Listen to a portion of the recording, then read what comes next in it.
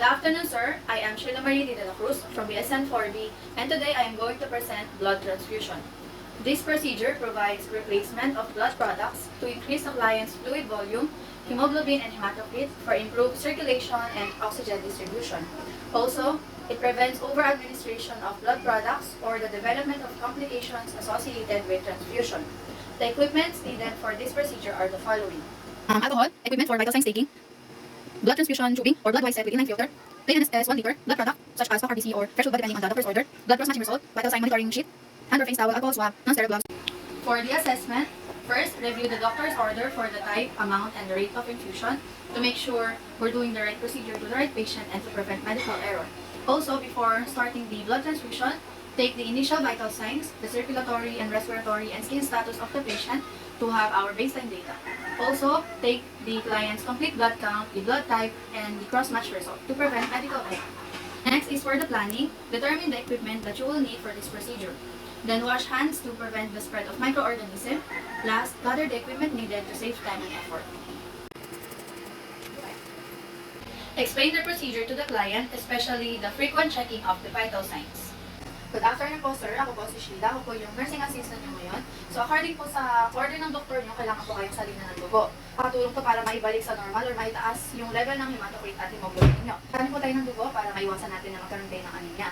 So, dito po sa procedure na po, kinakailangan natin yung pag-check ng vital signs. Mas madalas, mas maganda po. So, pag nag-start na po tayo magsalin ng dugo, every 5 minutes, kukuha na po kayo ng vital signs para makita kung magkakaroon ng reaction ng katawan pag sinalin na po kayo ng dugo. So, kadalasan po nagkakaroon talaga yung katawan sa umpisa na nagsasalin na ng dugo, pero dapat mawawala to. Kung hindi naman mawala yung reaction, i-inform namin yung doktor nyo para magawa natin ng action kaagad na iwasan pa yung komplikasyon. So, meron pa po ba kayong tanong para sa procedure na to bago tayo magsimula? Okay po. Request the blood or blood component from the hospital blood bank with same blood type with the patient or the client. Then secure the result of the blood typing and cross-matching from the laboratory so we can check it first before starting the blood transfusion. Warm the blood at room temperature by wrapping it with a face towel. Blood should be transfused not more than 20 minutes from the time it arrives from the hospital blood bank. Have donors counter-check the compatible blood to be transfused with the cross-matching result. So check for the client's name and identification number, the client's blood group and RH type, the donor's blood group and RH type. Also check for the cross-match compatibility, the blood unit and serial component, and lastly for the expiration date of the blood component. Give pre-medication 30 minutes before transfusion if any as ordered. Then wash hands and don gloves. Initiate an IV line with appropriate IV catheter with plain NSS. Anchor the catheter properly and regulate the rate. Open the compatible blood aseptically. Open the BT set, close the roller clamp, and attach a large bore needle.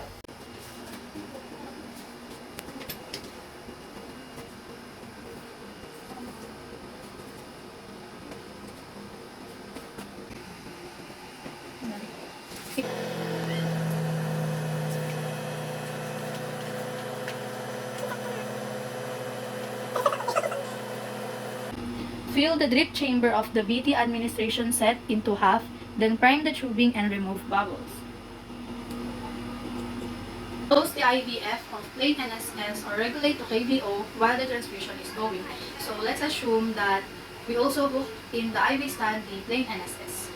Transfuse the blood usually for 4 to 6 hours via the injection port at 10 to 12 drops per minute, initially for 15 minutes. Then after that, regulate at the ordered rate.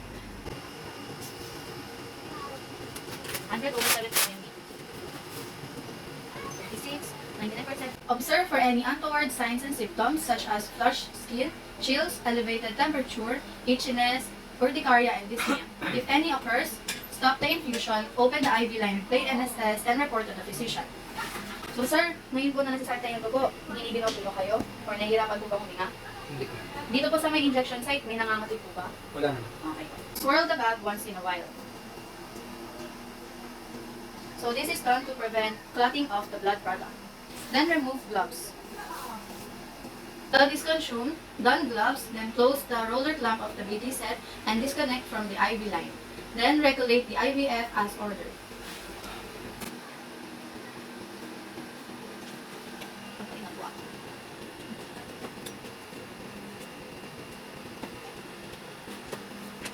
Discard the used BT equipment in the proper receptacle. Lastly, remove gloves and wash hands to prevent the spread of microorganisms. For the evaluation, carry out post-BT orders such as rechecking of hemoglobin and hematocrit levels, bleeding time, and etc. So this is done to check if the client's hemoglobin and hematocrit levels already reached the normal levels or normal range. Also, to assess for the effectiveness of the intervention. For the documentation, document all the relevant data such as observations and interventions done to the patient.